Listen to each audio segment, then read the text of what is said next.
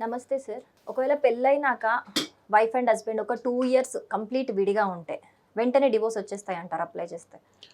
మనం divorce apply చేసుకోవడానికి రకరకాల గ్రౌండ్స్ ఉంటాయి.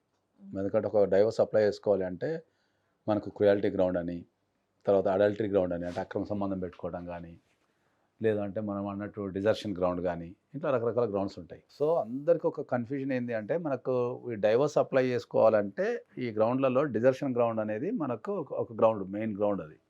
డిజర్షన్ గ్రౌండ్ అంటే ఏంది అంటే పెళ్ళయిన తర్వాత భార్యాభర్తలు విడిగా ఉంటే ఒక 2 ఇయర్స్ ఆర్ అంతకంటే ఎక్కువ విడిగా ఉంటే either of the party will go to the court and apply divorce. అంటే విడిగా ఉంటే ఆ ఇద్దరిట్లో ఎవరో ఒకరు వెళ్ళి కోర్టుకి వెళ్ళేసి సార్ మేము 2 ఇయర్స్ నుంచి విడిగా ఉంటున్నాం మాకు డైవర్స్ ఇచ్చేయండి అని చెప్పి అడిగే అధికారం ఆ ఇద్దరిట్లో ఎవరికొకరికి ఉంటుంది. సో అందరూ ఏమంటారు అంటే ఏంటంటే సార్ ఇప్పుడు మీ ఇద్దరం 2 ఇయర్స్ విడిగా ఉన్నాం కదా డైవర్స్ ఇచ్చేయండి వెళ్ళిపోతా అంటుంటారు. ఓకే, ఇక్కడ డైవర్స్ అప్లై చేయడానికి 2 ఇయర్స్ గ్రౌండ్ మాత్రమే కానీ, డైవర్స్ ప్రొసీడింగ్స్ మాత్రం అంతే టైం తీసుకుంటాయి. అంటే వేరే డైవర్స్ అయితే ఎట్లయితే అప్లై చేసి ఎంతకాలం అయితే ప్రొసీడింగ్స్ జరుగుతాయో, నువ్వు 2 ఇయర్స్ విడిగా ఉన్నా కూడా నీకు ఆ ప్రొసీడింగ్స్ అన్ని జరిగిన తర్వాతనే డైవర్స్ ఇస్తారు తప్ప, జనరల్‌గా 2 ఇయర్స్ విడిగా ఉండగానే డైవర్స్ వచ్చేస్తాయి కాబట్టి, 2 ఇయర్స్ విడిగా ఉన్నాం సార్ గ్రౌండ్ సాటిస్ఫై అయిపోయింది కదా! అంటే మీకు కావాల్సిన లీగల్ స్టేటస్ ఇచ్చేసినాం కదా! మాకు డైవర్స్ ఇచ్చేయండి సార్ వెళ్ళిపోతా అంటుంటారు అందరూ. నువ్వు 2 ఇయర్స్ విడిగా ఉన్నా కూడా మళ్ళీ నువ్వు కోర్టుకెళ్ళి అప్లై చేసుకోవాలి డైవర్స్. అయ్యా మీ ఇద్దరం 2 ఇయర్స్ విడిగా ఉన్నాము. మేము మళ్ళీ ఫ్యూచర్‌లో కలిసి ఉండే అవకాశం లేదు. ఓకే, మా ఇద్దరి మధ్యలో సంబంధాలు సక్కగా లేవు. మళ్ళీ కలిసే అవకాశం లేదు. మీరు పరిశీలించి మాకు డైవర్స్ ఇవ్వండి అని చెప్పేసి మనం కేసేసుకోవాలి. కేసేసుకున్నప్పుడు జడ్జి గారు మొత్తం పరిశీలించి 2 ఇయర్స్ విడిగా ఉన్నారు కదా! మరి వీళ్ళు కలిసి ఉండే అవకాశం ఉందా? కలిసి లేకపోయే అవకాశం ఉందా? ఆలోచించి దాన్ని బట్టి ఆయన డెసిషన్ తీసుకుంటారు. ఇందులో మళ్ళీ ఒక డౌట్. ఒకవేళ ఈ 2 ఇయర్స్‌లో మధ్యలో అమ్మాయి వచ్చి ఒక నెలో, 2 నెల్లో, 3 నెల్లో పెద్దవాళ్ళు కొంచెం నచ్చజెప్పి ఉండటం వల్లో అత్తగారింట్లో ఉందనుకుందాం ఒక 3 నెలలు. మరి అప్పుడు అలాంటి కేసెస్‌లో? ఇంక అది 2 ఇయర్స్ గ్రౌండ్ కిందకి రాదింకా. ఓకే. 2 ఇయర్స్ గ్రౌండ్ ఏంది మనకు డిజర్షన్ ఉన్న 2 ఇయర్స్ కంప్లీట్‌గా 2 ఇయర్స్ కంప్లీట్‌గా విడిగుండాల. ఎటువంటి కమ్యూనికేషన్ లేకుండా విడిగుండాల.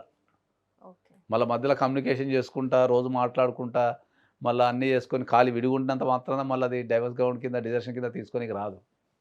ఓకే. ఎందుకంటే వాళ్ళిద్దరి మధ్యలో ట్రాన్సాక్షన్స్ అంటే మీనింగ్ కమ్యూనికేషన్ జరుగుతుంది కాబట్టి దెర్ ఇస్ ఎ హోప్ అంటారు. ఓకే, ఖాళీగా ఉండటం అనేది, విడిగుండటం అనేది గ్రౌండే గాని అది కంప్లీట్‌గా వాళ్ళిద్దరు కమ్యూనికేషన్ లేకుండా ఉంటే అప్పుడు మనం దాన్ని ప్రూవ్ చేసుకోవడానికి అవకాశాలు ఎక్కువుంటాయి. మీరిద్దరు వేరే వేరే ఇండ్లల్లోనో, వేరే వేరే ప్లేస్‌లో 2 సంవత్సరాల నుండి రోజు ఫోన్‌లలో మాట్లాడుకోనో, లేకపోతే మధ్య మధ్య నెలకో, సంవత్సరానికి ఒక్కసారో, 2 సార్లు వచ్చిపోయి కమ్యూనికేషన్‌లుండి చేసినంత మాత్రాన డైవర్స్ ఇవ్వరు మళ్ళా. ఇలాంటి ఒక ఫెమిలియర్ కేస్ సార్. ఇద్దరికీ పెళ్లయింది. బట్ అబ్బాయికి ఇష్టం లేదు స్టార్టింగే. బట్ ఆ అబ్బాయి వద్దు, వద్దు అని చెప్పేసి ఆ అమ్మాయి నుంచి వేరే దగ్గరికెళ్ళి ఉంటున్నాడు. బట్ ఆ అమ్మాయి వచ్చి మాత్రం అత్తగారింట్లోనే ఉంటుంది. వద్దు అని చెప్పినా గూడా. బట్ ఈ అబ్బాయి మాత్రం డైవోర్స్ గావాలి అని అంటున్నాడు. మరి ఈ కేస్‌లో ఎలా జరుగుతుంది? ఆ కేస్‌లో సేమా? మీరు క్రుయాలిటీ గ్రౌండ్ కిందనే ఏసుకోవాలా. ఓకే. ఇప్పుడు వాళ్ళిద్దరు ఇప్పుడు ఒకవేళ అమ్మాయి 2 ఇయర్స్ అత్తగారింట్లో ఉన్నదనుకుందాం సపోజ్. హ్మ్. అబ్బాయి విడిగుండనుకుందాం 2 ఇయర్స్ హుహు. ఎక్కడో. హ్మ్. అయినా గూడా క్రుయాలిటీ గ్రౌండ్స్‌లో అయితే పర్ఫెక్ట్ సూట్ అవుతది. ఓకే. ఇన్‌స్టెడ్ ఆఫ్ మనకు డెజర్షన్ గ్రౌండ్ కంటే. ఎందుకంటే అమ్మాయి విల్లింగ్‌నెస్ ఉంది గదా కలవటానికి. అవును.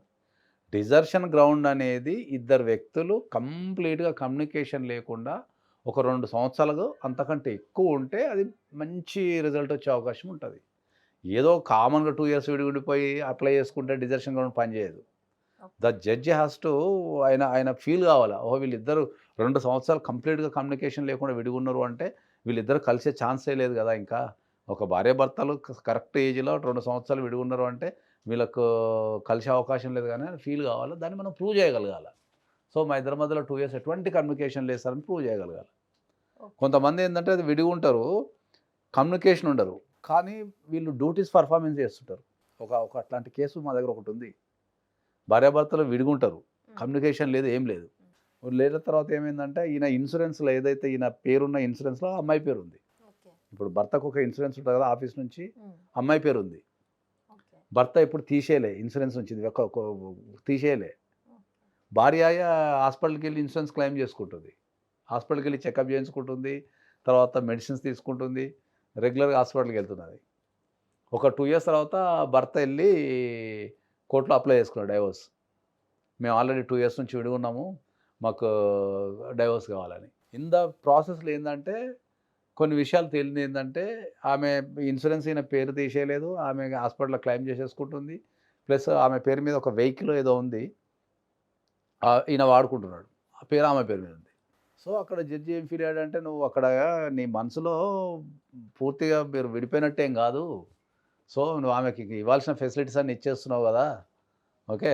బండి వాడుకుంటున్నావు, అక్కడ ఇన్సూరెన్స్ అదంతా చేసుకుంటున్నావు కాబట్టి, మేము దీన్ని డిజర్షన్ కింద చూడలేము. అంటే కంప్లీట్ మీ దగ్గర అంటే 100% విడిపోవడానికి ఈ ఛాన్సెస్ ఉన్నట్టేం లేదు. మీకేదో లోపట ఎక్కడో మీ మనసులో కలిసి ఉండాలనే అవకాశం ఉన్నట్టుంది. ఒకసారి ట్రై చేయండి" అని చెప్పడం జరిగింది.